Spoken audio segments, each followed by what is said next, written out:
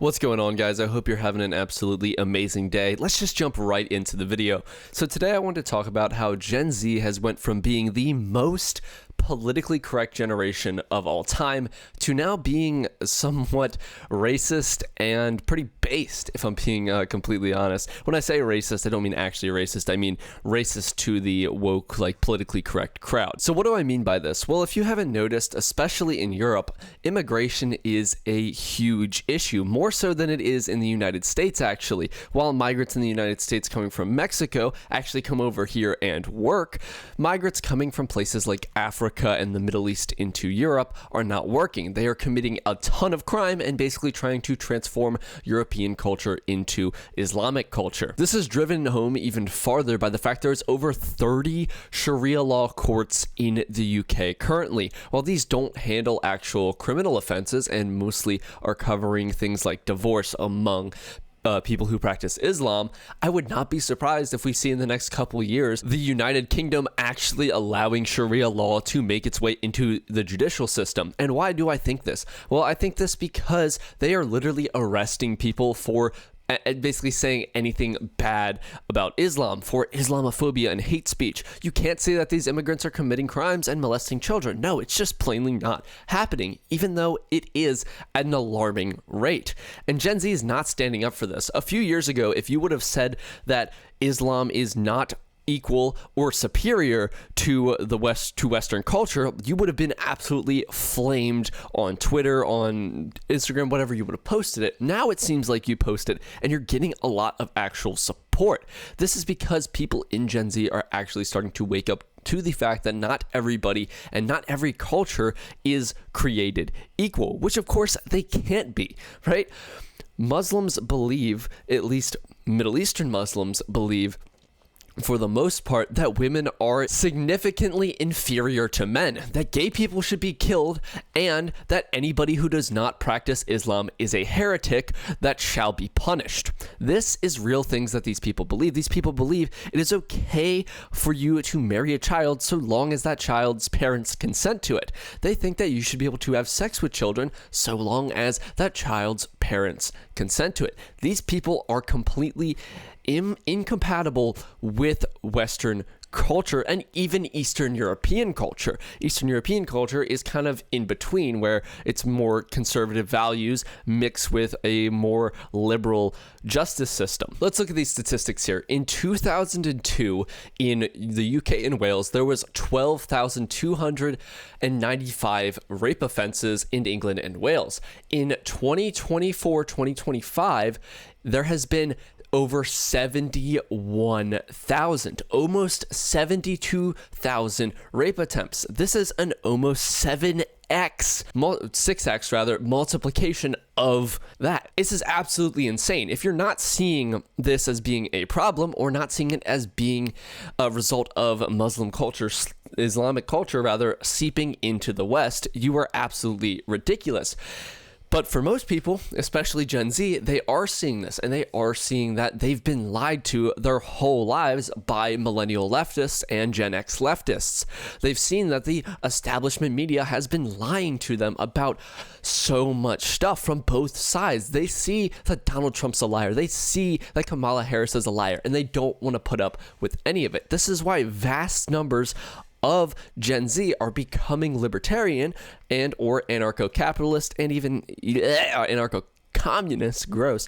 But, you know, this is why we're seeing this, because there is no trust in the government, as there shouldn't be. The government is lying to us, and people in Gen Z are finally waking up.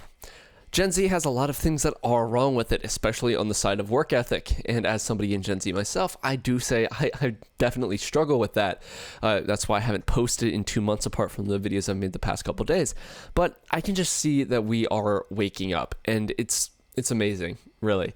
There is one thing that really does annoy me about Gen Z, though, and that is how many people in Gen Z are anti-government but also socialist. It's really weird. They're like anti-authoritarianism, but then they really want socialism because they don't understand the logical conclusions of socialism, which is, of course, always authoritarianism and communism. And sometimes they do, and they just want the current administration to be done with, and they want their own little thing where they can have their own little socialist country. And by little, I mean the entire United States, of course.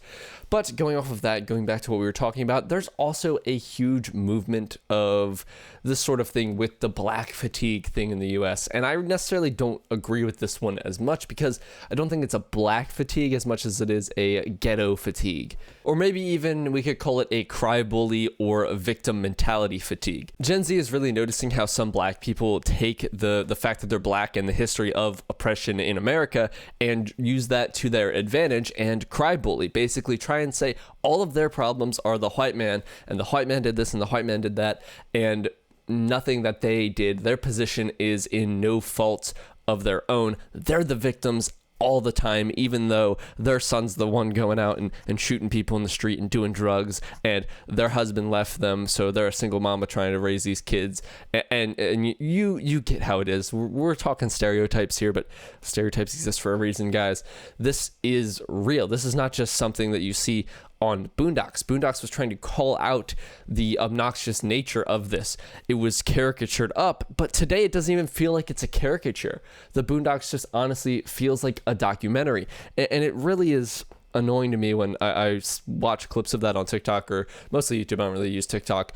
And the comments are like praising it and stuff, like about how how it's funny and stuff, but aren't actually realizing that it is how black culture is. It's caricatured for sure, but it is how a lot of black culture is perceived outside of the black community, even in the black community. And in the black community, it is sort of put on a pedestal. These rappers and things like that, idolizing criminals, is a huge part of black culture right now in the United States. Well, I wouldn't even say black culture. I'd say more ghetto culture. Black culture is a little different. Thomas Sowell is a great black man, I would say.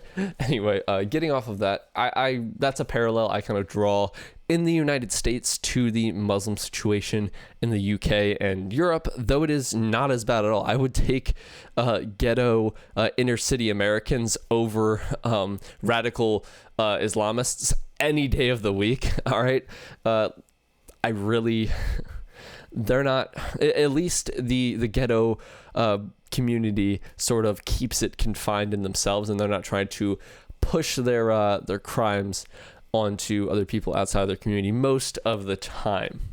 All right. But it is something that definitely needs to be worked on. And I know a lot of you are going to be offended by a lot of statements I've made in this video, and that's completely fine if you are.